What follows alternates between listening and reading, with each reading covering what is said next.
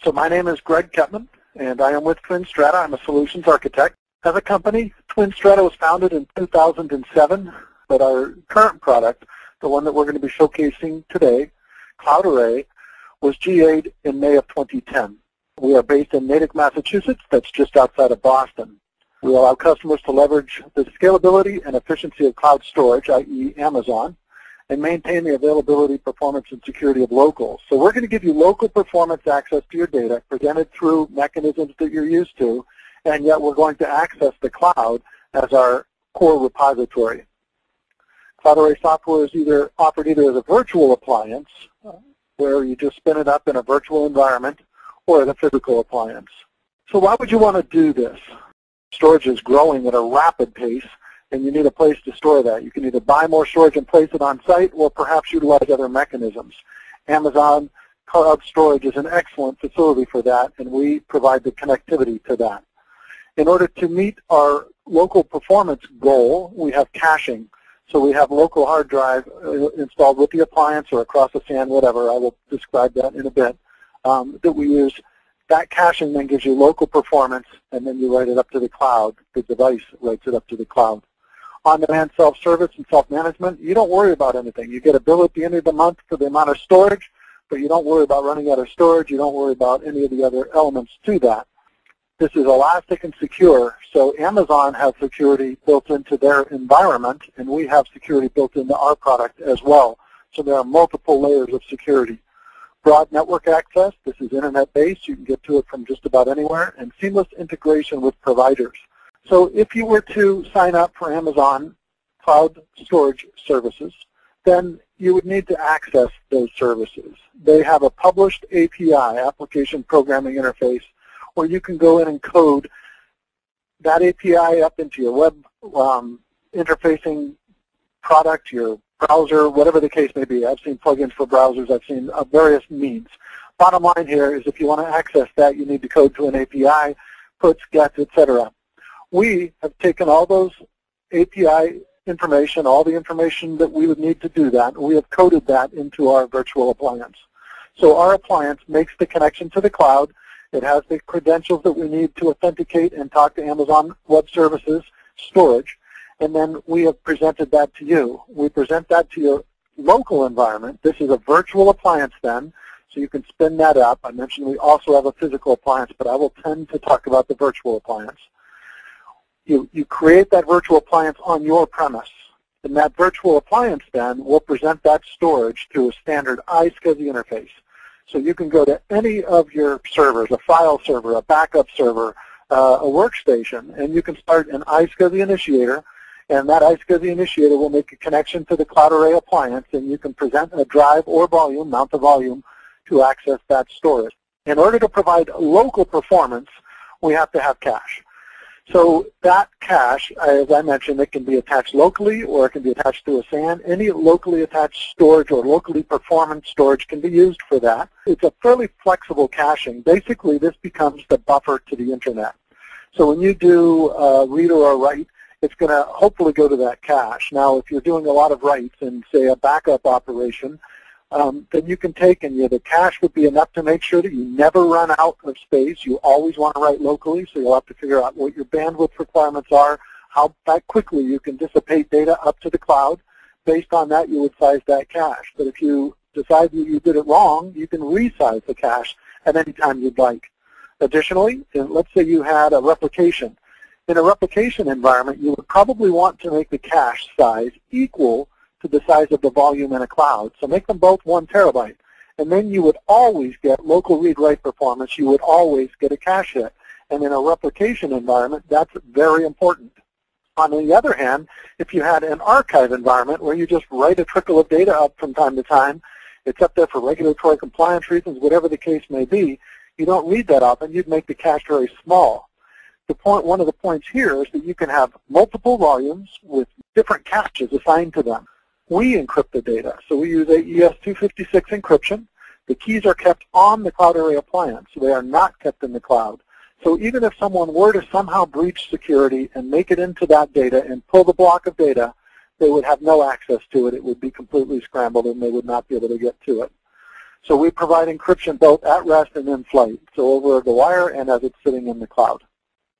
Seamless integration with existing environments. We do present through iSCSI, so therefore your existing application, your backup, your replication, your archive, other application, these applications, you don't have to make any modification to them, as all you have to do is redirect them to the drive or drives that we have presented. Affordable, this is thin provisioned. So for example, if I were to create a volume, and I make a 2 terabyte volume, I create that and it's now reflected in the cloud. We're going to grab blocks from Amazon Web Services as needed. However, if I'm only storing 100 gigabytes of data, we pay for 100 gigabytes, not for 2 terabytes. This is thin provisioning. You use exactly how much data you have stored there, no more. So commonly today, tape is used. Tape is not a wonderful mechanism.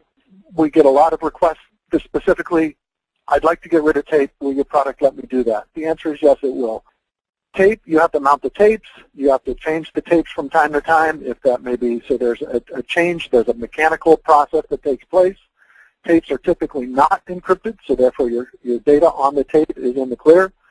Tapes, if you want them on site, have to be carried off site, and therefore to get it back will take a certain period of time.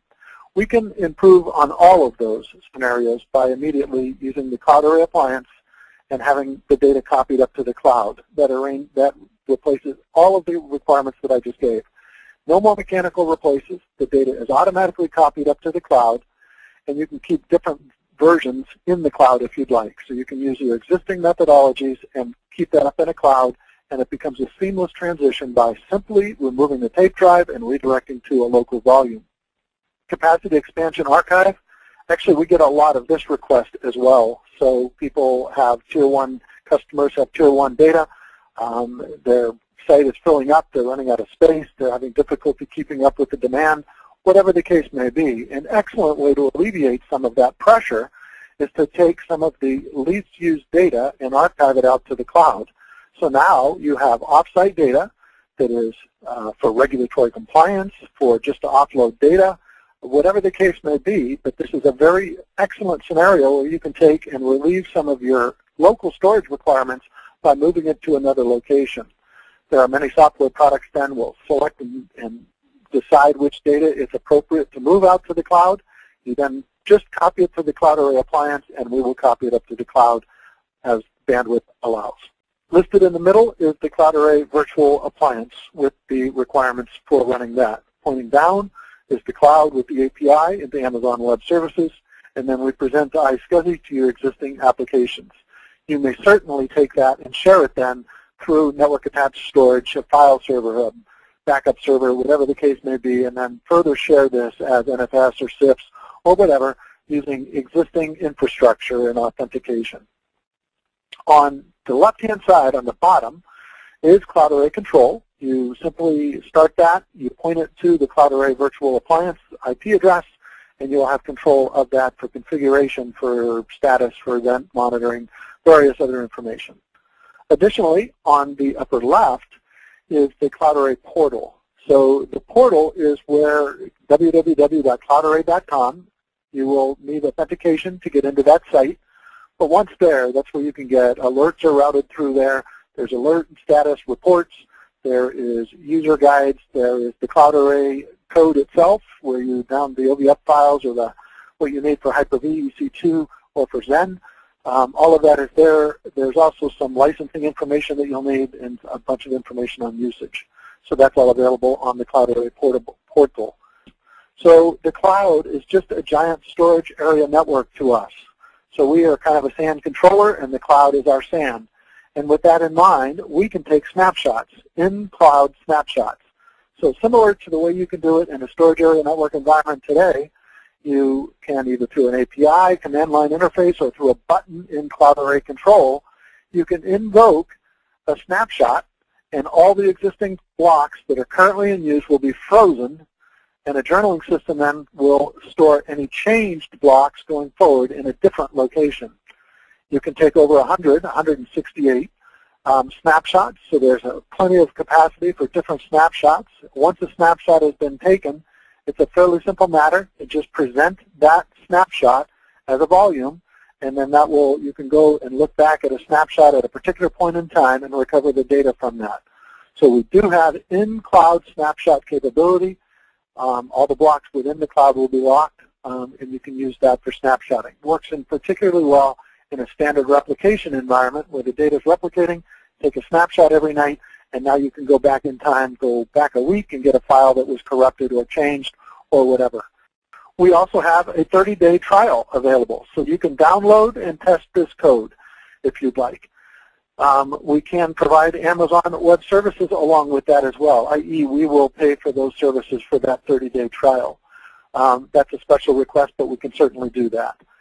You can download and install the code and have it running in an hour. We have detailed installation instructions, essentially a cookbook that's going to walk you through the installation and configuration process so that you can see rapid business benefit, near immediate benefit. Within an hour, you can test and validate this technology. You might want to test it for a week or a month, but nonetheless, you can be up and running and testing it, validating that it does exactly what you'd like in less than an hour. TwinStrata services to assist with application use cases, requirements, planning, next steps. We have the expertise to do that. I thank you very much for your time. At this time, I'd like to turn it over to Tim Lasan, the president of NSK, to talk about how they use Cloud Array.